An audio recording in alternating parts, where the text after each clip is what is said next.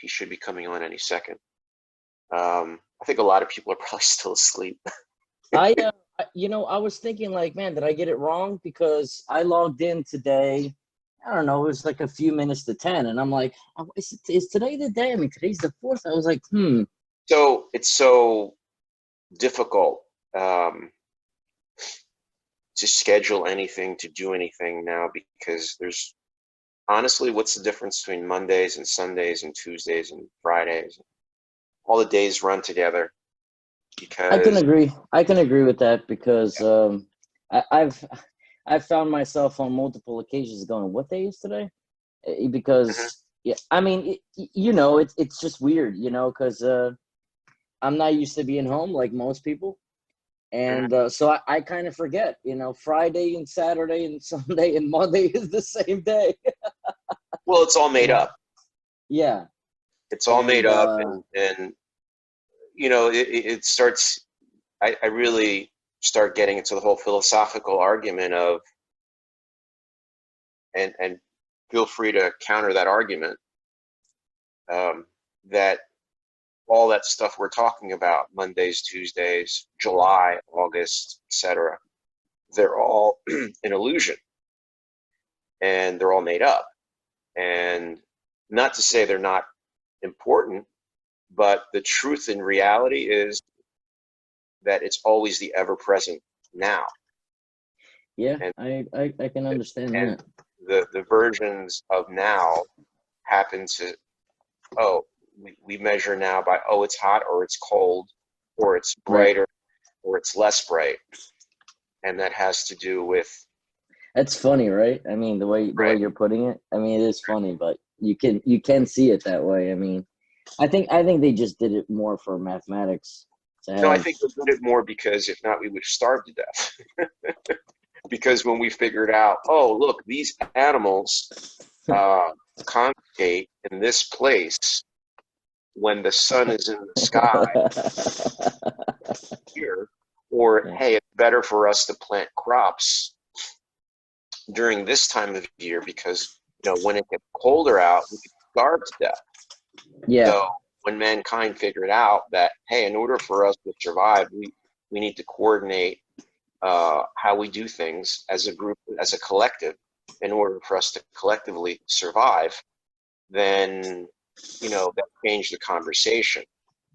Because if you want to watch a really great documentary about what it is that I'm talking about, it's not a documentary, it's a docu-series called Mankind, The Story of Us All.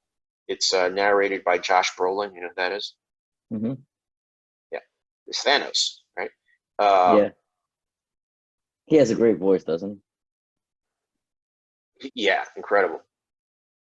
Hold on a second. I'm sending a link to something.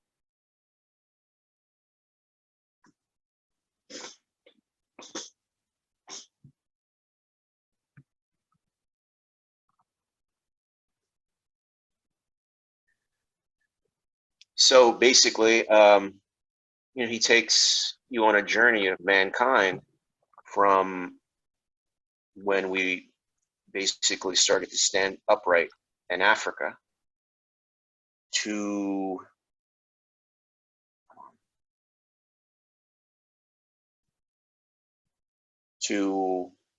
I'm guessing modern times, because I haven't finished watching the whole thing.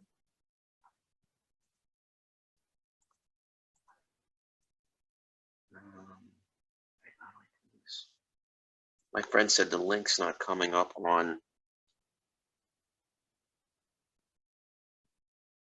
Facebook for some reason. Oh, I didn't go to Facebook. No, I know, because you got an email directly. Yeah.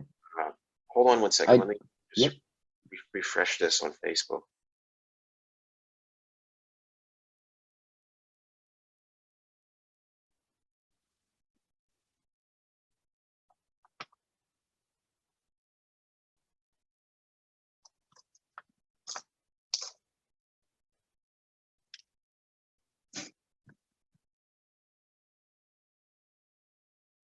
Post.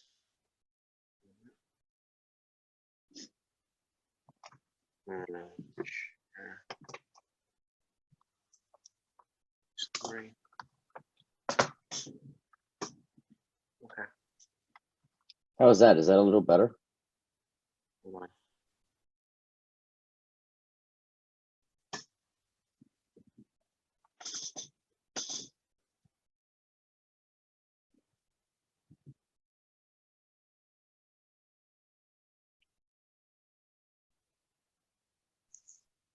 Yeah, it's been super interesting. Trying my freeze up. Okay, it's been super interesting trying to do the real estate business in this time. It's very odd, um, because most people just sleep the majority of the day, or have really hibernated, or are afraid to make any decisions right now because there's so much uncertainty in the marketplace. You know, there's Mm-hmm. been first time in history that there's been a collapse in supply and demand. Usually it's either one or the other, but Right. never concurrently.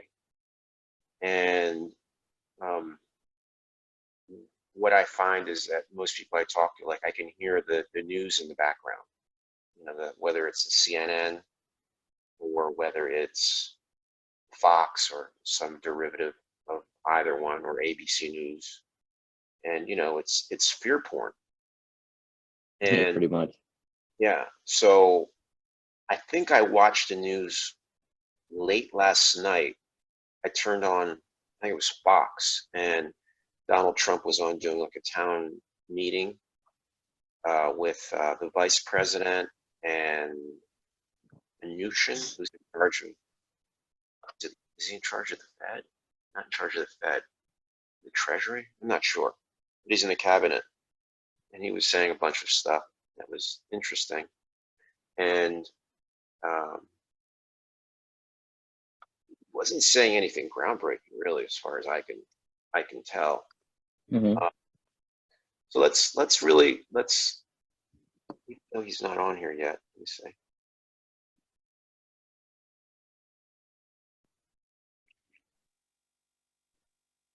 Let's get started on the subject on the subject matter, which is, you know,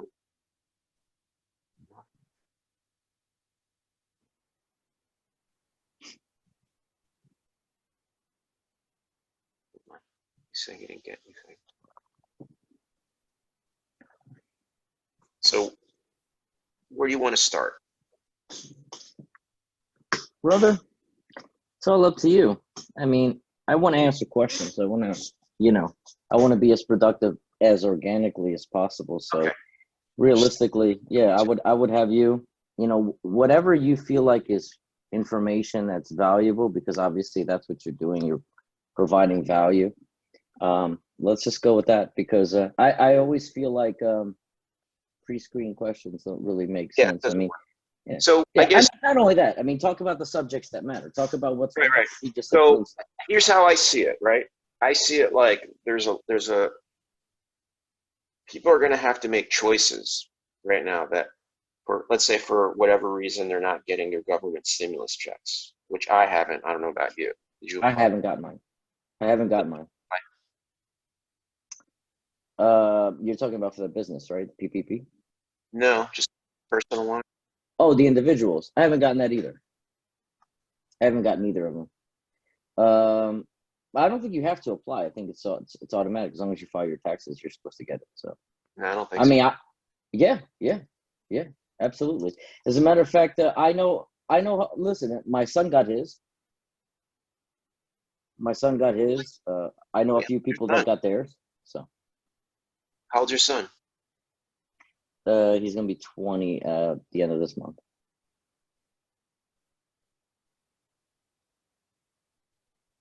Oh wow, I didn't know you had a son that old. Mm-hmm. Interesting. Okay. Yeah. So, there's a lot of people that's gotten theirs. I haven't gotten Your mine. son got the one for 1,200, right? Yeah, right. But what's interesting is, before I would go on the government website, punch in my information, it said no information available. On Friday, I went on, I punched my information, and then it asked me for more information. So apparently, it Yep. asked me for my checking account number and all these other things that I don't have that checking account anymore. So it kept telling me that I'm entering incorrect data. So I'm just going to have to figure it out at some point. But I'm assuming that at some point it's good. I got something from the state, from the Commonwealth, saying that they're going to be sending me a card, like an EBT card, Oh, okay. and that the first letter was the code for the card, almost like when you get an ATM, a Understood. new ATM, they send you one letter giving you the password and another letter, another envelope with the code itself, right? You can go buy some toilet paper with Whatever, who cares? it. Toilet paper and cleaning products. It's like I started realizing something. It's like before you could spend your money on this and on that, right? And you needed more money because you had all these bills and expenses. Mm-hmm. Now everything is shut down, and really, what do you need money for? You need money for at least Just survival, just basic survival. just food, Yep. or gas. Now that's coming down. The other day, was it yesterday or 2 days ago? I was in New Jersey, and I uh, filled up my tank. I think the price was $1.81 a gallon, right? What did it cost me? $13, something like that, to fill my tank. Whereas a couple months ago, I think it took me like $37 to fill my tank.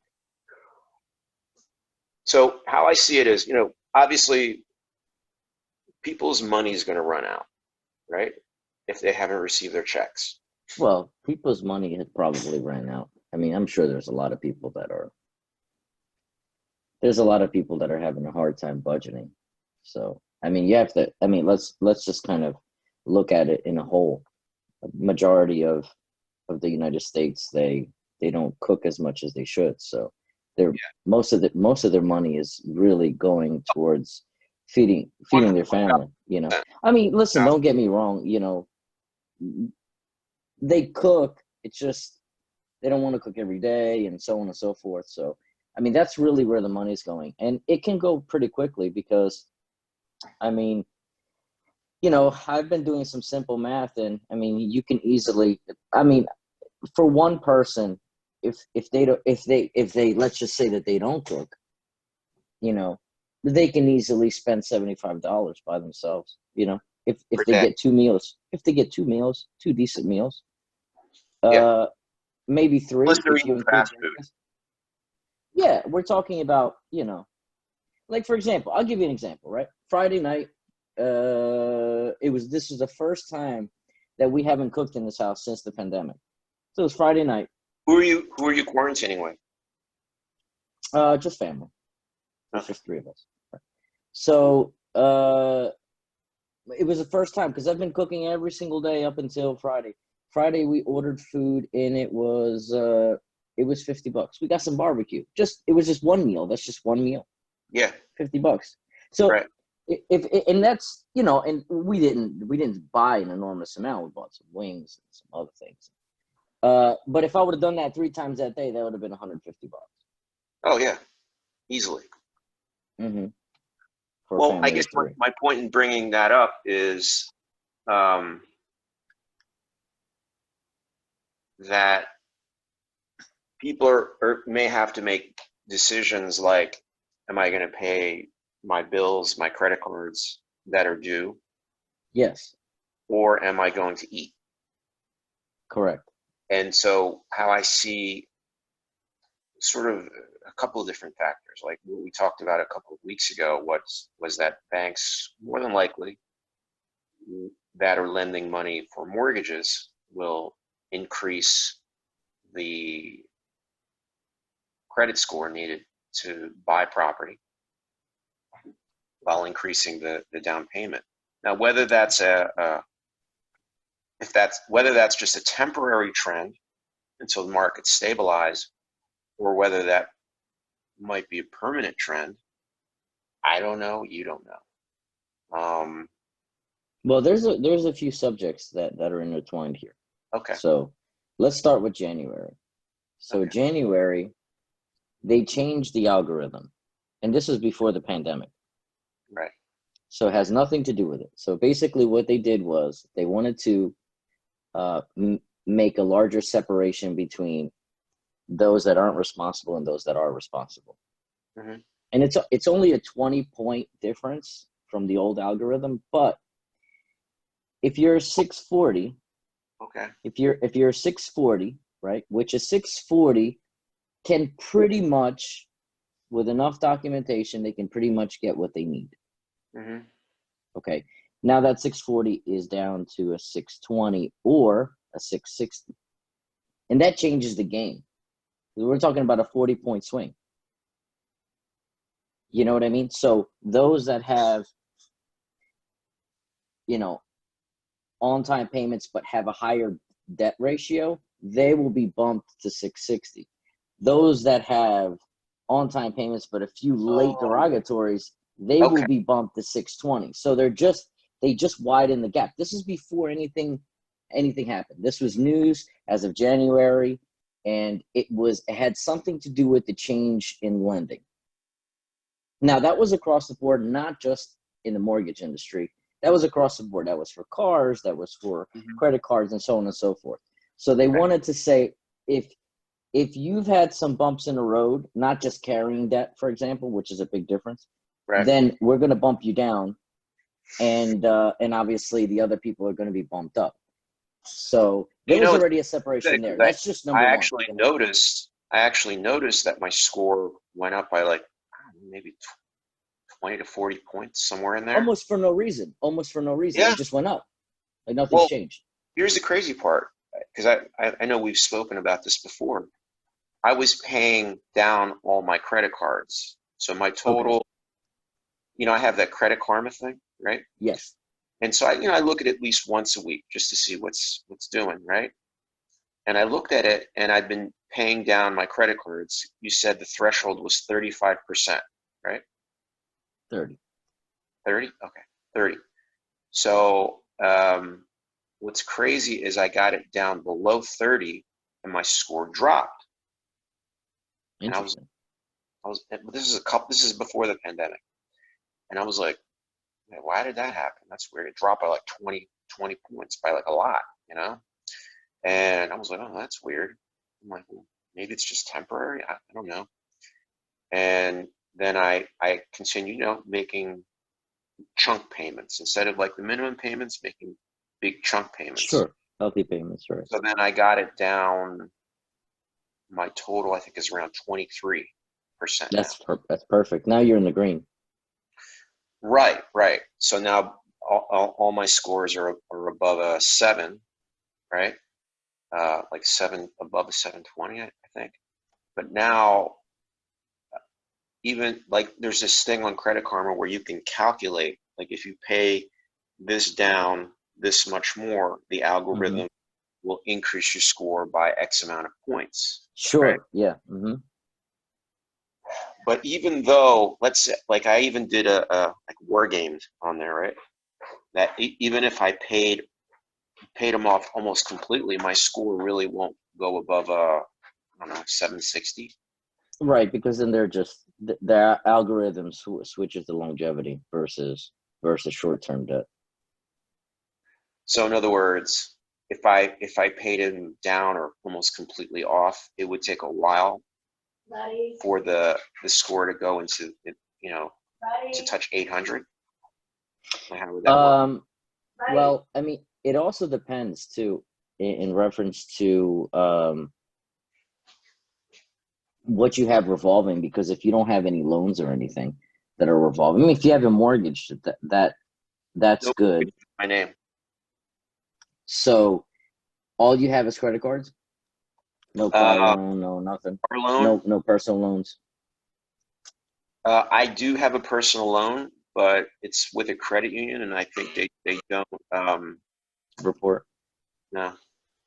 Yeah, so that's the thing. So basically, your credit score is just driven by your unsecured debt, which is your credit card debt. So Yeah, that's pretty much what happens. Basically, it's kind of funny because I actually have, I don't know if you can see this. Can you see that? Can't see it. I just see that Um, there's writing on there. Well, let's see.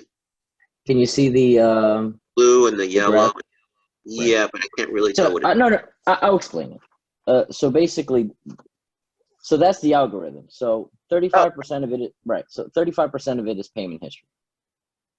Now that's across the board. When I say payment history, that's across the board. That's whatever type of debt you have. It's payment history. 30% of your credit score is made up of amount owed, which is unsecured debt, pretty much.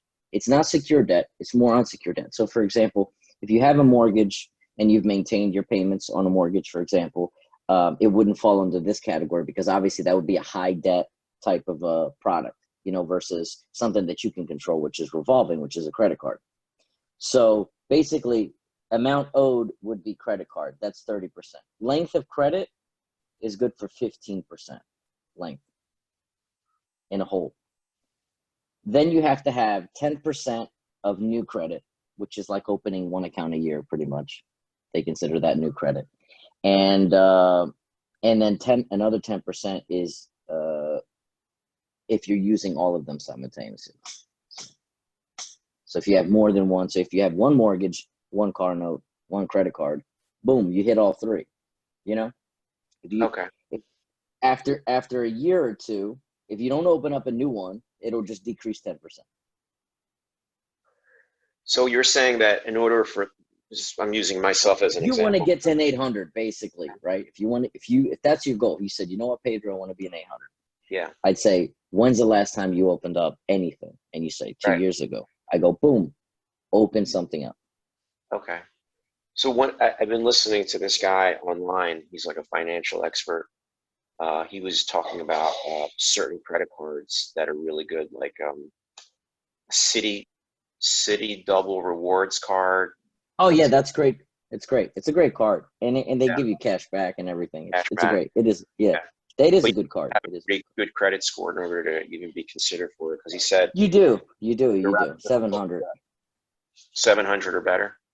Yeah, 700 is that's what they're looking for. Now on the website, they'll say 640 to. I'm sorry, they'll say 680 to 720, but realistically, they mean 720.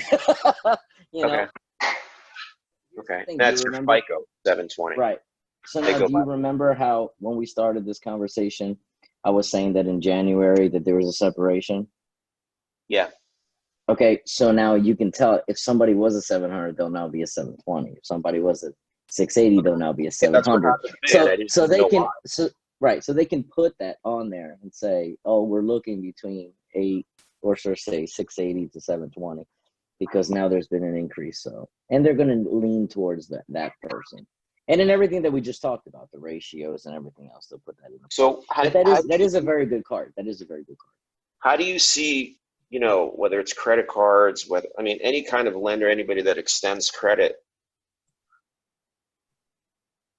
doing business post Corona and how they're going to be looking at people? Because I think it's like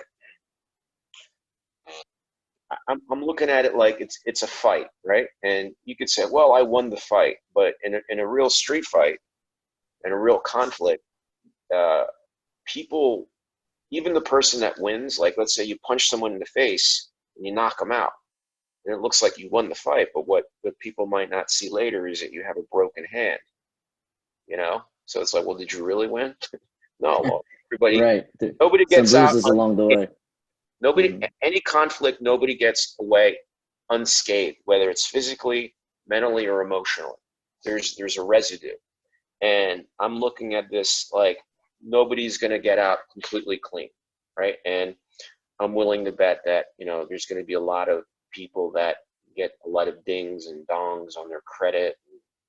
You know, it's what happens when you shut down an economy, right? So Well, I mean, you're I gonna have mean, that's a great point. It's a great point, but there's so many things going on right now that's supposed to be protecting the public. to.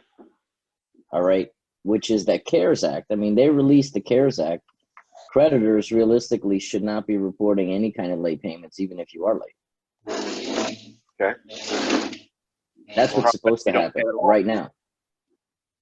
Right now, okay. So basically, the rule is this: the rule is that post-pandemic, if you were late, they can continue to report from that moment. So, for example, very easy: if you're just one payment late in February, hypothetically speaking, okay, you have one payment late in February.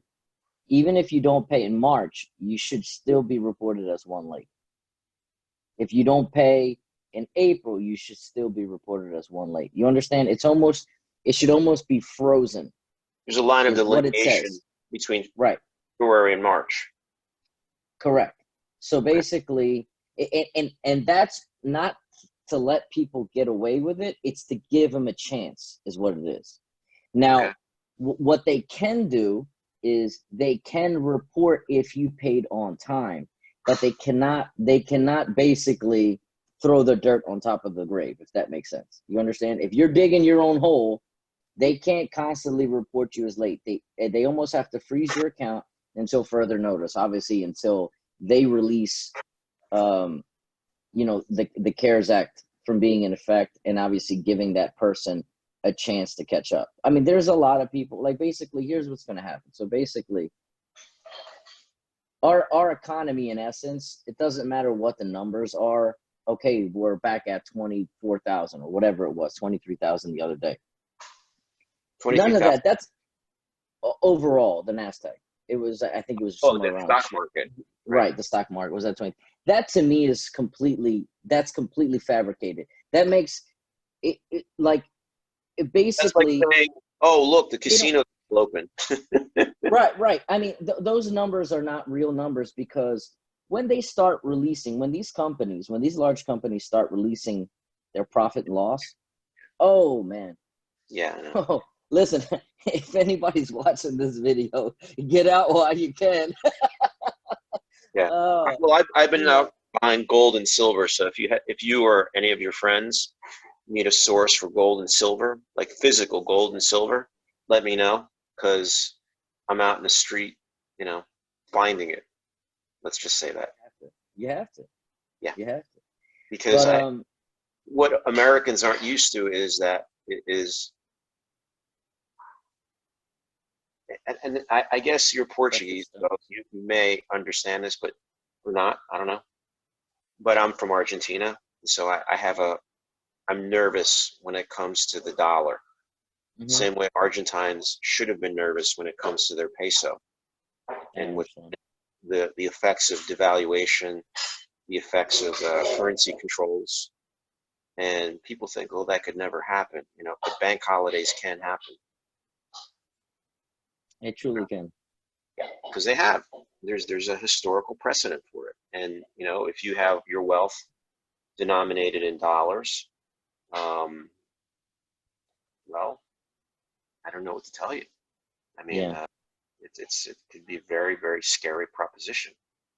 And the amount of money printing that's happening, what is it, like $100 billion a day we're printing? That the Fed is printing, right? You do the math, right? So, and the real other crazy part is, we have the biggest and strongest economy in the world. What will that mean for the rest of the world? That's correct. And we're going to be impacted by that too. Yeah.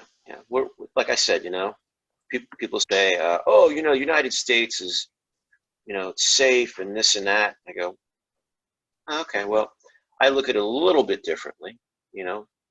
I look at it like the United States is just the hottest ugly girl at the party. That's a great way to look at it. She's the only one you'd consider fucking. It's like, well, at least she's got a nice ass but a butterface. Well, yeah, that's all. Certainly an interesting analogy, but yeah, I can see that comes into play. Yeah, that's there's no, and so what I guess my question is, so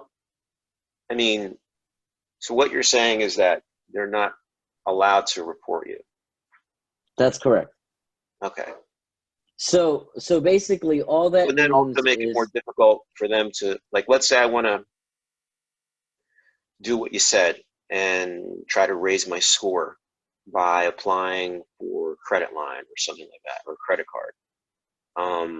And these banks have only my past credit history to go by, right? And let's say my score is 720. Are they going to approve me? Because they're only based going on by, your past. I might not be paying any of my bills right now, and they might not know it. That is true. That is true.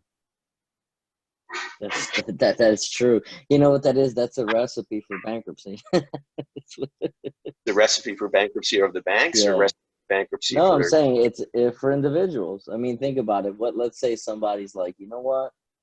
Nobody even knows I'm not paying my bills. Let me just start applying for stuff. Next thing you know, they just start using it.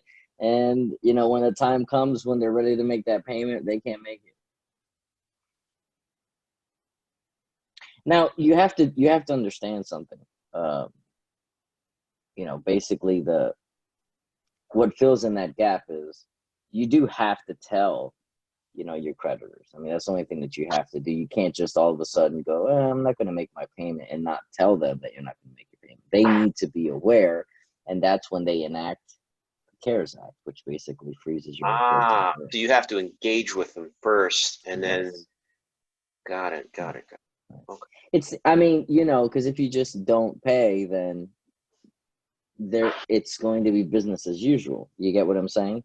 But because, and that's the thing, there's so many things that that's being it's being enacted for individuals, but they need to know that it is. I think it's But yeah. super for the government to step in and do something like that, because Yeah. I look at it like, the credit of the American people is really the credit of the American government. Pretty Because much. if you think about it, right, I look at it like, and maybe I'm wrong, because I'm just a high school dropout, right?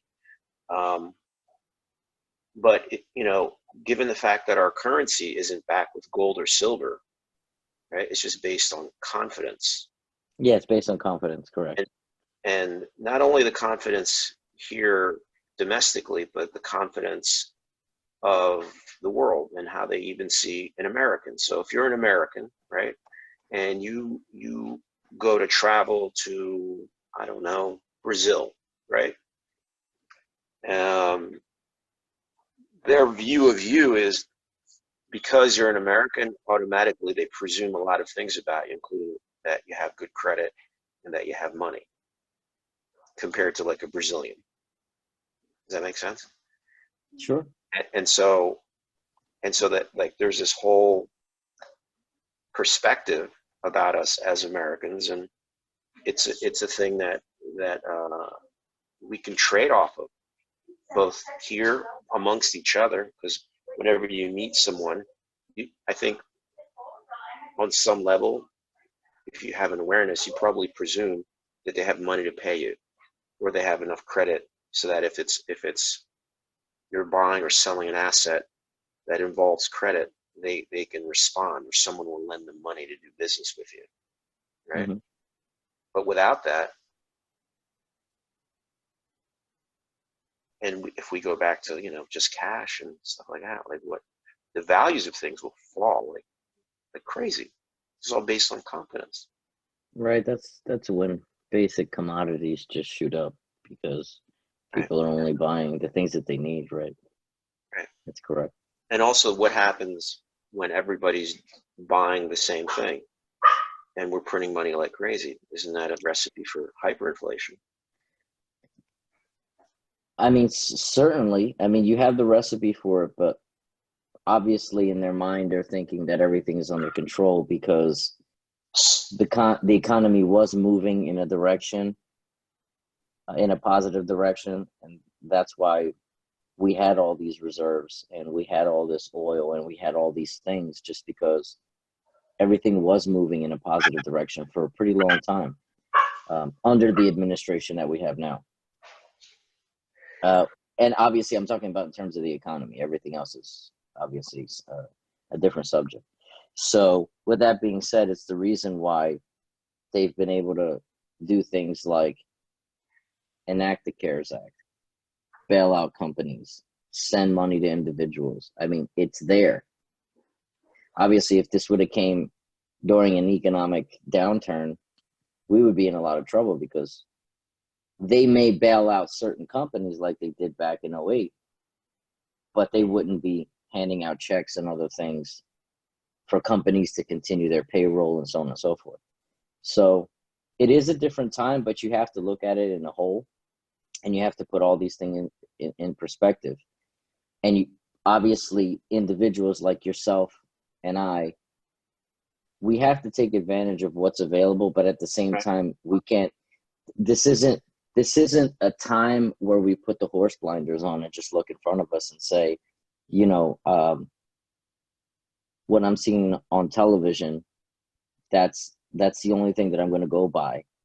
You have to do your due diligence. I mean, we all have to do our due diligence when it comes to everything, when it comes to every single purchase we make, any type of investment we make, any dollar we actually spend. Right. I mean, down to the last dollar, because It matters. things can certainly, based on where we are, we're at a pivoting point right now, right at this moment, where the scale is like 50-50. Right now, May the 4th, 2020, it's right here, which means that everything is technically under control. Now, what happens if all of a sudden we get a second wave of ill people? Let's just say, for example, because it seems to be happening. They're going to open up industry so that they can tip the scale in their favor. Pretty simple stuff. They're going to open up industry, let people kind of start going back to work. What's going to end up happening is, without anything to prevent a spread of a virus, whether people believe it or not, if there's nothing to prevent it, what's going to end up happening is you're going to have a second wave. And then what? That's the question. Do you then shut everything back down again? Because that's when this won't go from here to here. It'll go from here to here. Because it'll be more like a panic. It'll be more like, here's the summertime. I'm almost like jailed to my house. I can't get out, or I'm not supposed to get out. I'm not supposed to go see my parents or my loved ones, so on and so forth. And then all of a sudden, a second wave comes where they start to slow industry down again. If that happens, people are going to go from 50-50 to 60-40. All of a sudden, the government's here and people are here. And then there's going to be more protests and outrage. And then you may see a huge dip in the economy again. So that's why I say, and I don't want to scare anybody or you or anybody really. I'm just saying.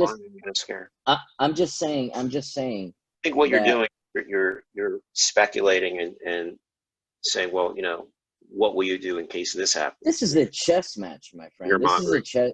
Listen, at the end of the day, this is a chess match.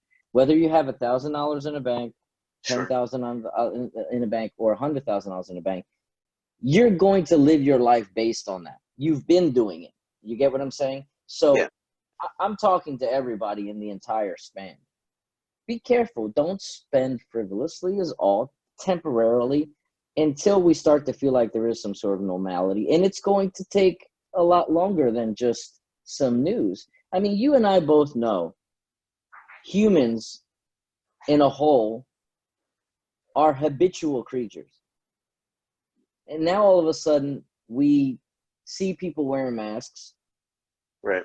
For the next few months, even if they say everything's back to normal, you think people are not going to wear masks? There's still going to be people that feel as though they Absolutely. Need to protect themselves, right? And I mean, the only industry that's really going to thrive is probably psychiatrics. There's probably going to be a lot of panic attacks. 100% true. I mean, there's going to be a lot of panic attacks and people, and I mean panic for everything, not just because of finances. I mean panic because they're going to be panicked around people. They're not going to want to leave their house. I mean, and this is going to happen for some time because this is the way we are. We start getting used to the new norm, and then obviously everything changes. But Anyways, to make a long story short, the point is all of this is intertwined. You're intertwined with me, I'm intertwined with that person, and so on and so forth. You know, all of these aspects and things that are going on in the world right now are affecting us whether we know it or not. That's why I say take the horse blinders off. Look around. Good. You Have know, a macro view. yeah, A macro view, and see how the macro view affects the micro view. So you're the micro view because essentially you're an economy onto yourself, right? And that's just the way that I look at it. Like, that's just the way, as an individual, as a human being, your body even is an economy, right? that's correct. You know, whenever we talk about an expenditure of energy, we always, on some level, subconsciously or consciously, ask ourselves, hey, is it worth what I'm about to expend in energy? What am I going to get back in return? Right? Can you hear me? Yeah. Okay. What am I going to get back in return? And if the juice ain't worth the squeeze, or if there's an element of danger in expending that amount of energy, you're not going to do it, right? And that's something that's, bred into, hardwired into us, I should say, not bred into us, hardwired into us from the time that we were, hunting whatever large game in Africa as hunter-gatherers, as nomads, where we had to not only hunt as a group together, but we had to kill something and wound it, and then that animal would run for a distance, and we had to run down that animal and then finish clonking it over the head and then dragging it back who knows how many miles back to the people at wherever we lived, and then hacking that animal. Sure, the colony, the village colony, whatever. Yeah, it's a whole thing, right? Well, that goes from the economy of yourself to the economy of your tribe, then that goes to the economy of the group, and it's all about survival. So economy is really about, survival, and how good you are at that, arguably, right, is how good you are with resources. So we're really talking about a resource, and you yourself, your own energy and what you do every day is also your resource. Yeah, absolutely. And you know what? I'm glad that you brought that up. I mean, that's why I still get up in the morning and I get dressed. That's why I have my routine. That's why, if you call me at 9 o'clock in the morning at the office, I'm picking up the phone. Like I am, I'm doing everything that I can. You know what I mean? I'm doing everything that I can. And, to obviously stay sane, number one, to keep busy. And follow my routine, because like I mentioned right here, right when we were talking, we're creatures of habit.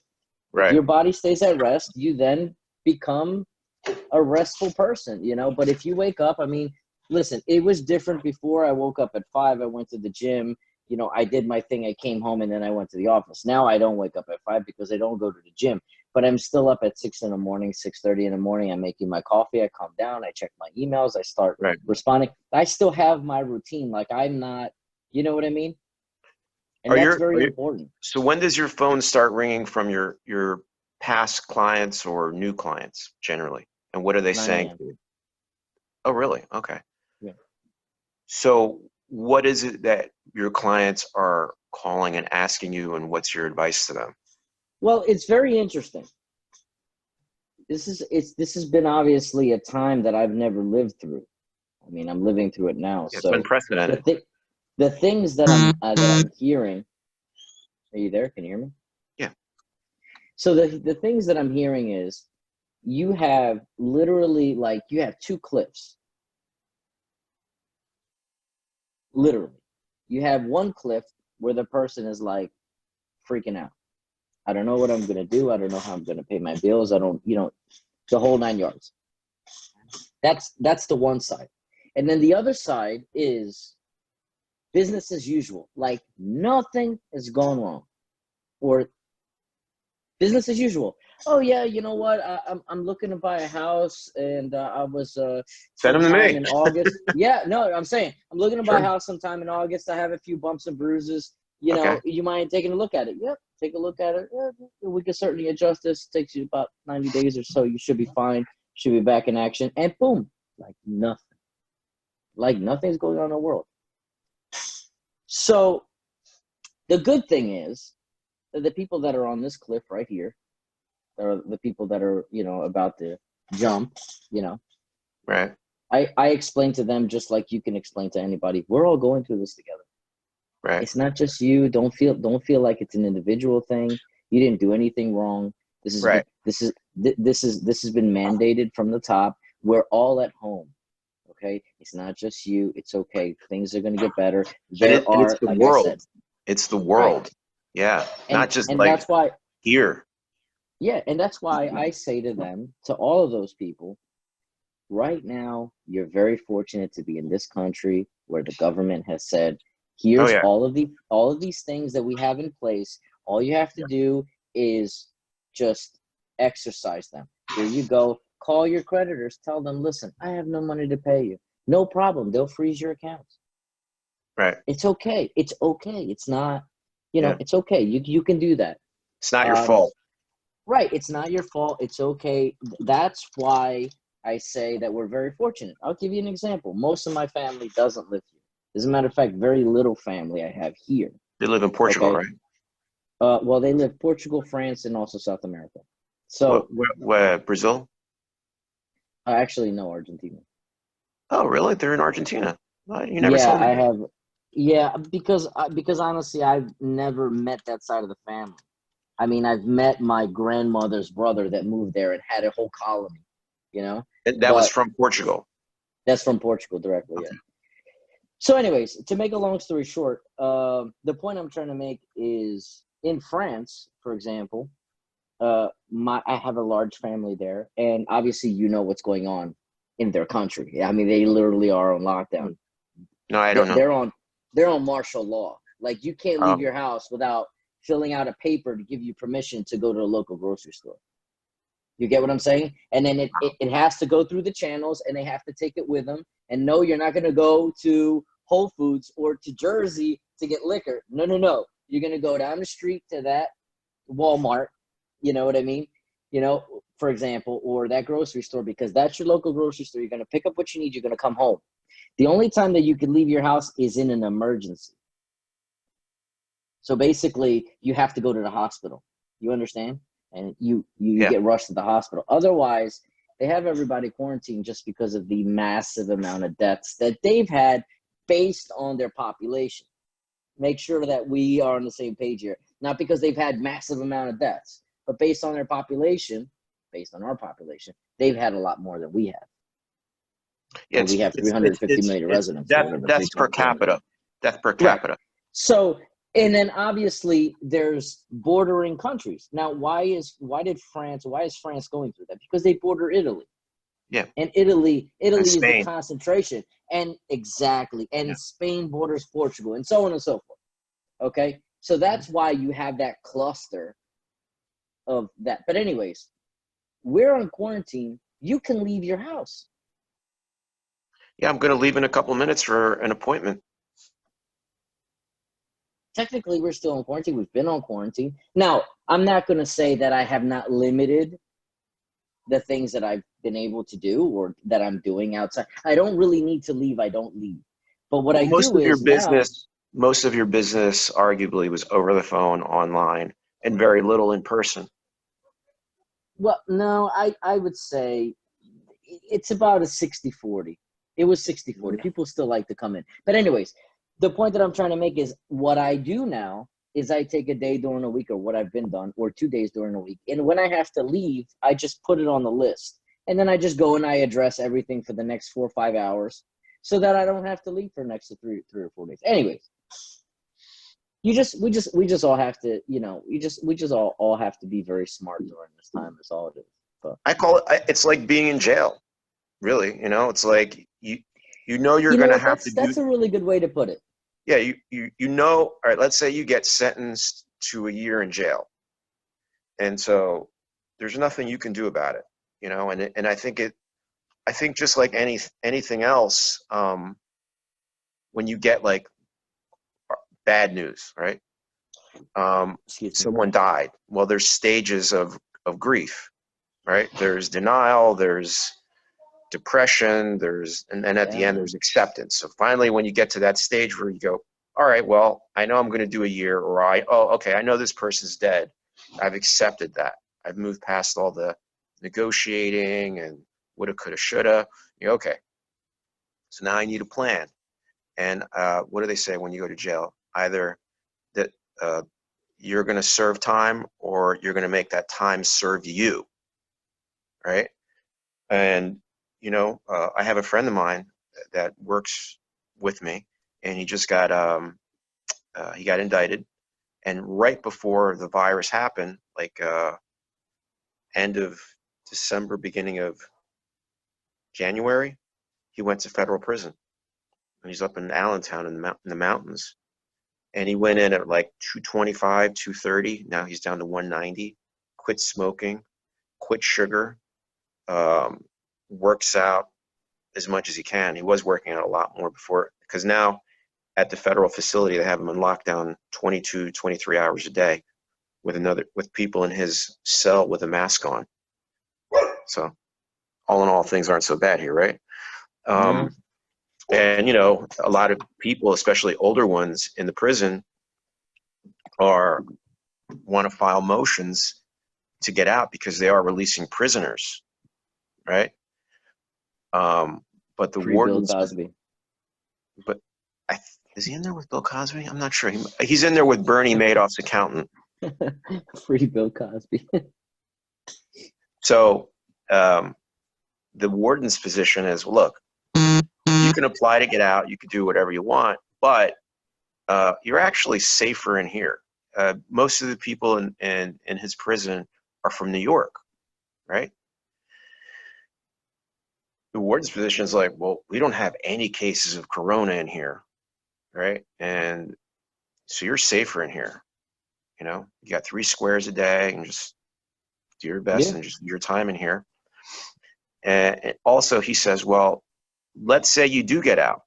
What world do you think you're going back to? You think you're going back to what exactly? It's not going to be the same. The only difference is you're going to see your family or your friends. But guess what? You may not see them either, because they might be in lockdown still anyway. So what do you do? Are you going back to a job? There's no job for you to go back to. The world's changed. It's odd, right? But, the point is this, like, you just have to make the best of it and do what you can. And I think another thing is this, like, to stay strong mentally, because it's easy to be strong when everyone around you is normal and strong. Yeah. But I think it's a whole nother level of strength and discipline to be strong-minded when the world's become kind of a weird, flaky place where everybody just sleeps all day long and watches CNN. So, and you can't be tone deaf. You can't be tone deaf either, because you can't. Yeah. Because I really want to make people wrong for doing that, right? But if I was 80 and home all day, maybe I'd be doing the same thing. I don't know. Sure. Right. Well, But what's your family in Argentina saying? I'm just curious, because that's where my family's from. I don't know. What's going on in Argentina? Like I was saying to you, I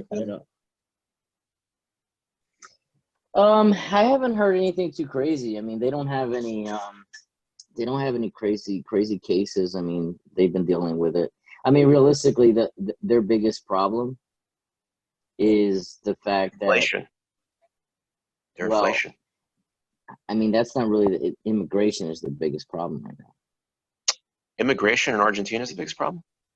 Yeah, it's from Venezuela. As a matter of fact, from Venezuela. I mean, it's Argentina and Colombia. Both of those countries are just because they're getting it from both sides, So that's really their biggest issue. I mean, Venezuela, I understand that's what it is. But.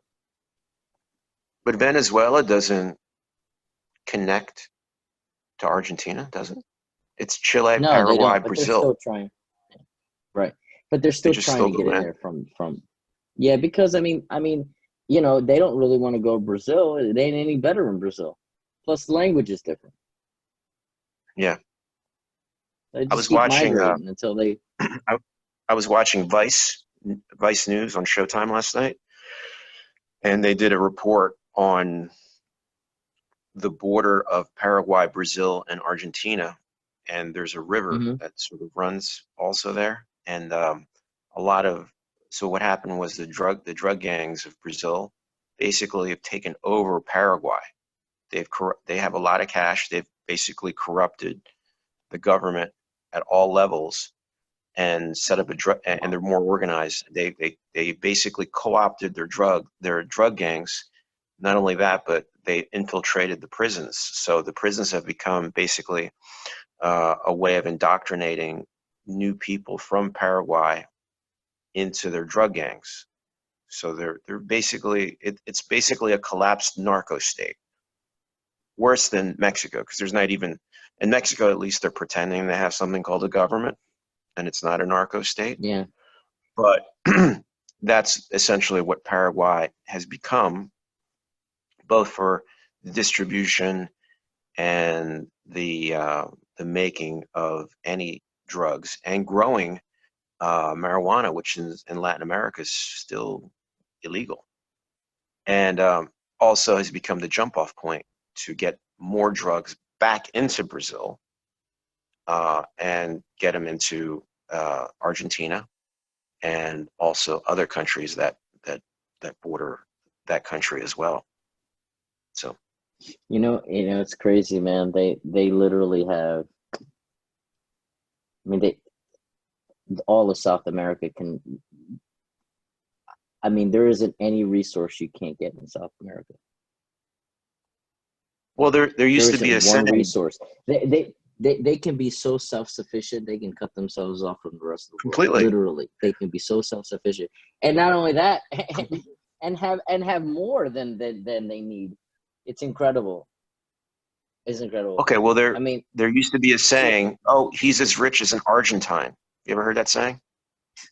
Probably never, right? Because no, how I old are you? actually never heard. I never heard of that. 40, How old are you? 40. Okay, so 40. I'm gonna be 50, I'm gonna be 51, right? So I remember when I was a kid. How old was I? I'm trying to remember 5. So my dad's family is pretty successful in Argentina, and my uncle had a import-export business of fruit because Argentina has a lot of fruit, and he I would can export it imagine. all over the world. And he would fly into the United States. He would fly into the United States, come to our house, stay there, and then ask my dad to go take him and his wife shopping in New York City and blow cash like it was going out of style, right? Like he was balling out of control. Hmm. And my dad made a lot of money in the restaurant business, but he was killing the game, right? Now, fast forward, so that was like set 1975. Over time they had the military juntas.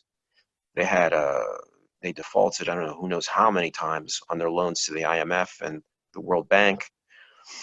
Fast forward to 2000 and 2001, post 9/11. My mom's in Argentina. We have an apartment in Buenos Aires, right near the equivalent of the White House, 5 minutes away, 10 minutes away. Like it's a really nice neighborhood.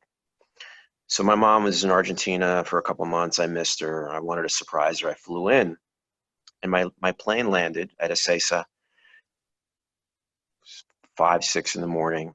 So I took a cab from the airport into downtown Buenos Aires, which is major metropolitan city.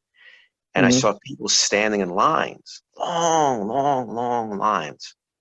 And I said to the cab driver, I said, why are people standing in line at 6 o'clock in the morning? Like, what are they standing in line for?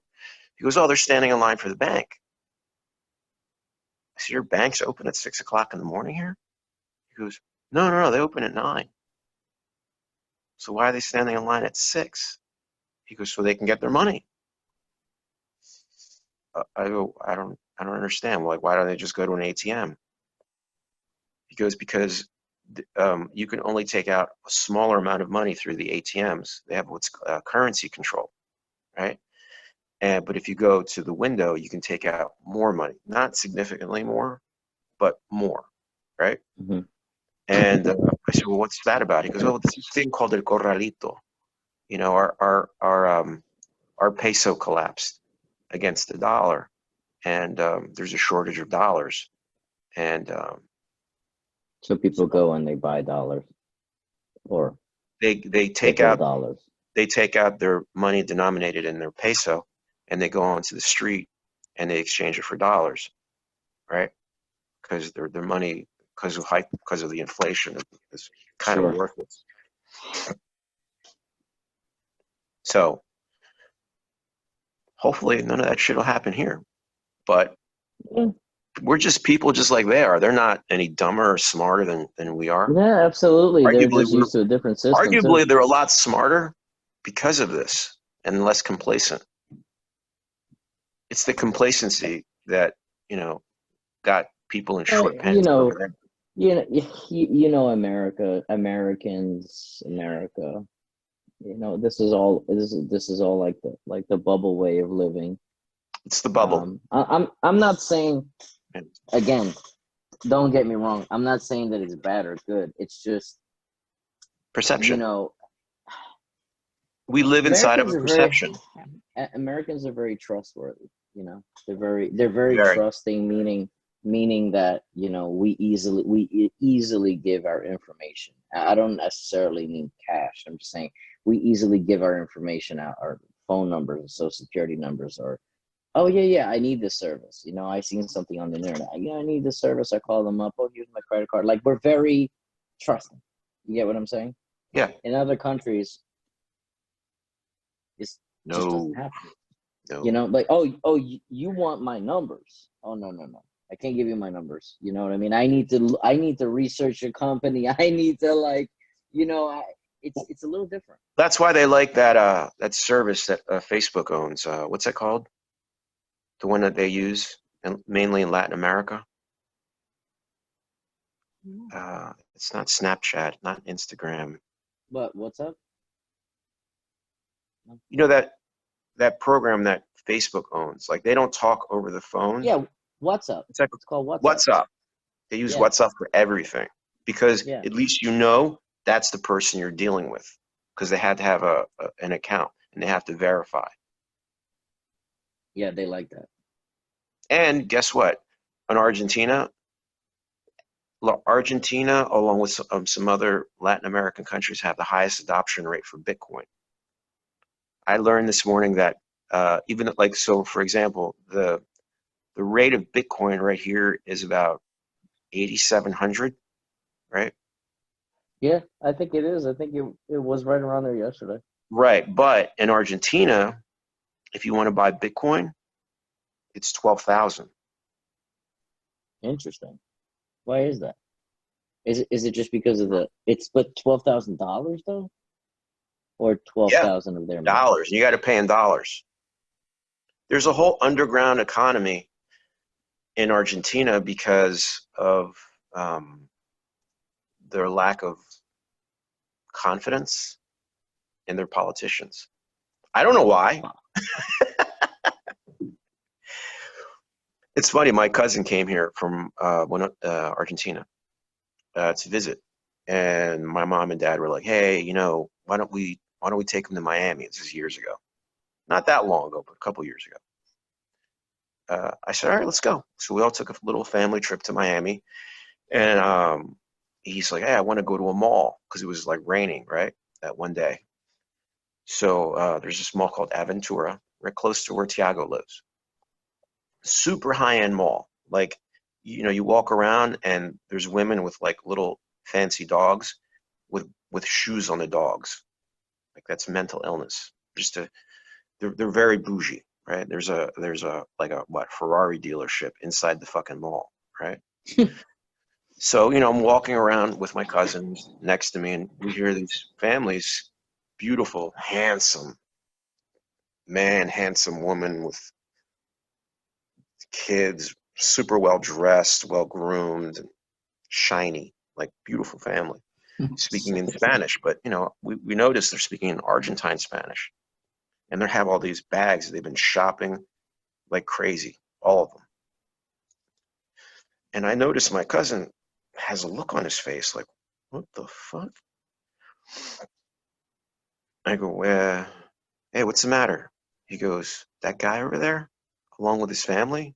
I go, yeah. He goes, that guy left our country with millions of dollars he ripped off from the government. I said, well, now you know where he lives.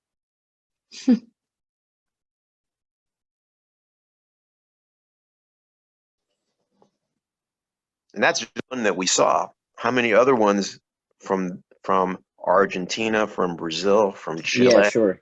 Ecuador, do we not see? They just come in, they buy their beach house for cash in Miami. They put their money in the bank in Miami because Miami doesn't have a big population. But if you go to downtown Miami, there's a lot of fucking banks, international banks. Like, where's all that money? You know what I'm saying? It's not Yeah, John Smith from Idaho with money there. All right? So, oh well. Anyway, let's wrap up this call because I got to go on an appointment. Cool. What are the best things you could tell people right now? Because this is a recorded call and it's going to get posted on Facebook. Sure. So, besides, I guess contacting your creditors and speaking to them, letting them know where you're at, and asking them to enact the CARES. Okay, so here's a question I have for you. You want a politically correct answer, or do you want me to speak to you as a friend? As a friend, because these are my friends. Okay. Yeah. All right. So as a friend, okay, you definitely want to call if you're having a financial problem and you're not able to basically. If you're having to choose between eating and paying your bills. If you're not able to sustain your lifestyle right now, whatever that means, because obviously it's going to mean things differently for different people. If you can't sustain your lifestyle right now, the best thing to do is to take a proactive approach and call everyone and just let them know. They will give you options at that point. So, okay, we'll give you options. Okay, now that's universal, whether it's the politically correct answer or not. Now, here is friendship. Friendship is make sure you understand what you're agreeing to. And if you don't fully understand, ask for it in writing and then read it and make sure that whatever you agree to with your creditors, you can fulfill that because you're on the hook based on that conversation. If you say yes and they enact it, right. Now I'm not there to tell you this is good, this is bad. Right. Okay. But maybe talk to your lawyer. If you're not getting a deferment, if you're getting a forbearance, make sure you understand what you're getting. Right. Yeah, right. That means that as soon as if it lasts 3 months, you're going to owe 3 months worth of payments when this is over. Right. Correct. That's very important. You have to be conscious of what you're listening to, because I've used this analogy many, many times because this happens. You ever been really, really hungry? You really, really hungry? You're going through a drive-through. Doesn't matter where it is. You're going through a drive-through. You get to the person. You say to the person, "Please give me a 1, 2, 3, 4 A, B, C, D." Okay, and then they repeat it back to you. They go, "Okay, we're gonna give you a 1, 2, 3 A, B, C, D." Yeah. In your mind, you're like, "Yeah, absolutely, that's what I wanted." But then you just miss it. You can't do it when it comes to finance. This isn't a drive-through. Make sure that you're okay with it, because what's going to happen is this is all going to fall in the next 3 months. And those that paid attention and listened and consciously made the right decision and said, yes, I When you can say fulfill fall, this. what do you mean fall? You mean go away? No, I'm saying the economy is going to hurt Okay, yeah. in 3 months from now based on everything that's going on currently. Mm-hmm. So you have to position yourself. You cannot be a sheep with wolves. Okay, you can't. You have to make sure that you know what you did, what you agreed to, and you can fulfill it. And if you can do it, make sure you start putting things aside. Right. Okay, distribute your money very well. Be very careful and be conscious of the decisions that you make. That's basically it. That's number one. Don't just go, hey, I heard my order right. That's what I wanted. I wanted that. Next thing you know, you get the bag and you're like, man, I'm missing something. Right. Be very careful. Right. That's it, brother. Okay. For now. I mean, we can go very deep into this, but there's not enough time. Sure. Yeah. My biggest advice to people is don't watch more than 15 minutes of news. Don't make that a 24-hour cycle, even in the background in your house, because even as in the background, you're still taking that in subconsciously. I wouldn't recommend, watching news 24 hours a day no more than I would recommend someone watching pornography 24 hours a day. Yeah, probably. You're right. It's a good analogy. And it's nothing against news and it's nothing against pornography. I think it just, it gives you too much of anything is a problem. Yeah. Well, it gives you a false sense of reality. Mm-hmm. If I go upstairs right now, my wife's not in a French maid's outfit, with high heels on, right? And if I go upstairs and if I've been watching that kind of pornography and I go upstairs, I'm going to look at my wife like she did something wrong, because she didn't do anything wrong. She's just like, what do you want? What did I do? You did it. It's what you didn't do. It's like, it's not what you did, it's what you didn't do. Yeah. So, just be very conscious. That's the moral of the story. It's just ridiculous, and if you look at the news, you think the world is on fire right now. Mm-hmm. Right? And take it from someone who's out in the street every day. And I've even gone to some emergency rooms to see what's going on. They're empty. The nurses are in there, the doctors are in there. They're kind of a little busy, but not that busy. And there's nobody hardly in the waiting room. Well, right now, nobody's dying. Nobody's dying en masse. Yeah. But if you watch the news, it gives you this reality, like, oh my God, this is happening.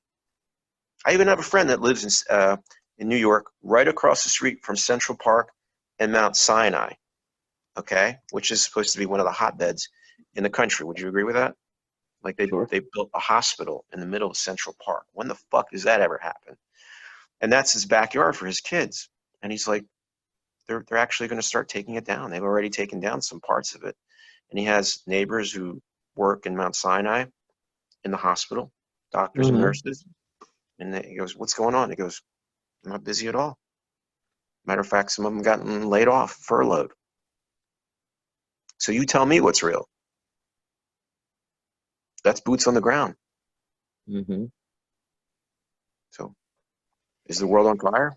If it is, where's the smoke? I don't know, but listen, all I have to say is, unofficially, if all of a sudden you see drones flying around and you start to notice that 5G is now available across the United States, you're like, wait a second, what just happened? There's been a big technology boost since people have been home. They literally just had a gateway.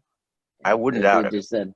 They've just had a literally a freeway of no one to transport all this equipment across the United States and enforce it. So yeah, but that whole thing you're saying, it's we're going to see the furthering and the further building of the surveillance state. Yes, exactly. And that's that'll be worldwide. And that's for someone that has their eyes open. They're seeing things.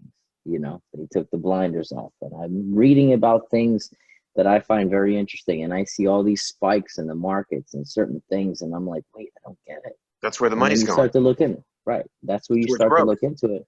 Yeah, that's right. Well, brother, it's always a pleasure, man. I hope we can do Pleasure this too. again. Yeah, for All sure we right, will. All right. Bye. good. All right, bye.